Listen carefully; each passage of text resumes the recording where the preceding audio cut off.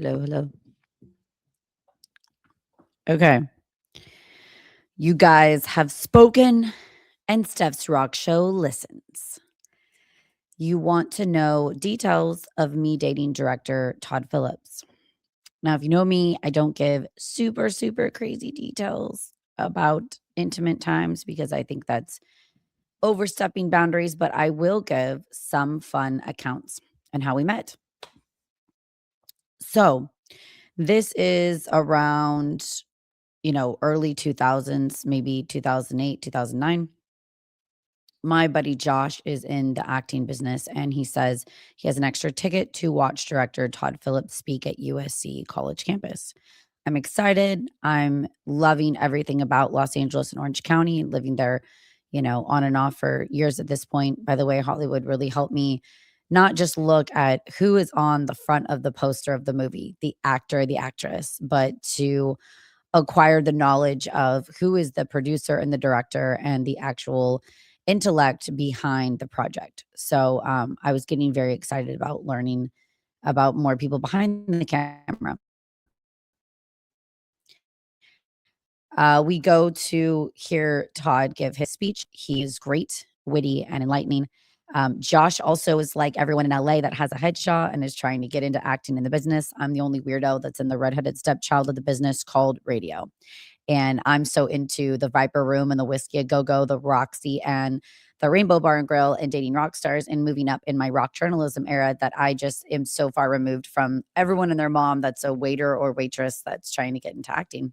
But it's cute. I get it. I get why people want to do it. My parents tried to force me into it when I was younger. It's just not my thing. I really like being myself, unless I'm doing a little radio skit to make you laugh. So Josh has an in, right? He goes, I want to talk to Todd after this speech because he wants to get more in the industry. So I just stand next to him while he's trying to talk to Todd. I can tell Todd looks at me and I'm completely silent, and he starts asking about what I do. I tell him about, radio and the rock life. And he then asked for my Facebook and we exchanged Facebook names and became friends on Facebook. Now I don't even have a Facebook. And we quickly right away started talking and conversing on Facebook. Well, within a week, he asked me to come to his Los Angeles house that was right off of Sunset. It was absolutely beautiful. Drove the yellow Benz over the Hornet that has all these crazy stories. He's not a drinker. That was totally cool. We trauma bonded over our shitty dads. His dad was absent. Mine became absent later in life. And he loves 70s rock. So we listened to a lot of 70s rock. Phil Collins, of course, he kind of introduced me to more 70s because I grew up with my family playing 80s rock. Was very laid back, very no pressure. So smart. It was neat to just listen to him talk and about being in New York State and how he got his film experience and kind of where he got to the success he earned all on his own at that point. And then we became intimate. And I have always said publicly, I think for well known names, Todd Phillips and Joe Francis have been some of the best lovers because they take care of the other person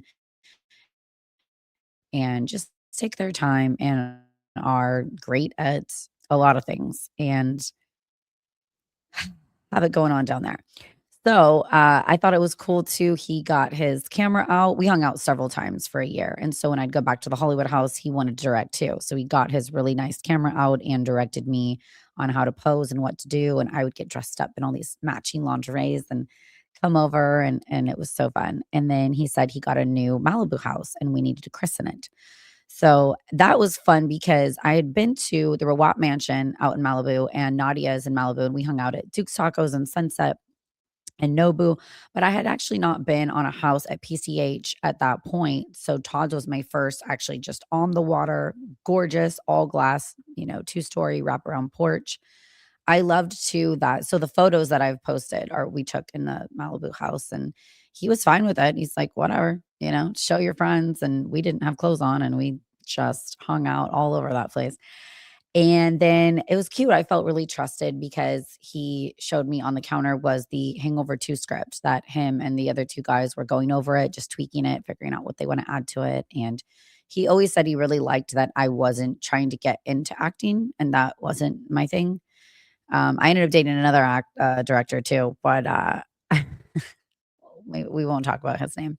I don't want to get anyone in trouble. But yeah, so that was great. The end of like the year situation. Oh, someone leaked us on Perez Hilton. I told my girlfriends about us, so I'm sure it was one of them. But the main focus was I wanted monogamy and he likes to be poly. I don't know about this anymore, but at that time he likes an open relationship. So we fizzled out. Even when I totaled my car though, I called him instead of the police or my parents or AAA, and Todd calmed me down. He gave me great advice and was really there for me during a scary time. Nothing but great things to say about him. Fast forward to maybe like 10 years later, and I'm getting married, and my best friend from LA, Alara, she knew Todd and I introduced them when we were dating, and she threw me an epic bachelorette party with Todd Phillips. Called him, he helped out, was so sweet. He shows up to the Standard in Hollywood, bought us a suite, then put his card on file, so anything we wanted to drink and eat for all of my girlfriends and I to party all night, Todd got. It was just really neat to reconnect and see him after all those years. And um, he had almost become a father. And then the next year I became a mother. And so it was just neat that, I don't know, I thought it would be some silly hookup, right? And it just turned into a lot more. That's what happens too. I'll be like, oh, this rock star's cool. Or my friend will set me up on a date and I'll think it'll just be fun. I'm in my 20s, right? Which is all about fun to me. I don't think you should get really serious till your 30s and you know yourself better. But then I never ever have had a one night stand. Like it ends up turning into months long or years long of hanging out and having fun. And he definitely stands out as one of a great just Los Angeles relationship. But I deleted my Facebook and we haven't really caught up at all. I would love to have him back on the podcast. It was so cool when he came by my little YouTube channel that I started in college, and talking about the Gigi Allen documentary and stuff. But just a bright genius, neato Cheeto dude. Nothing but positive things to say about Todd.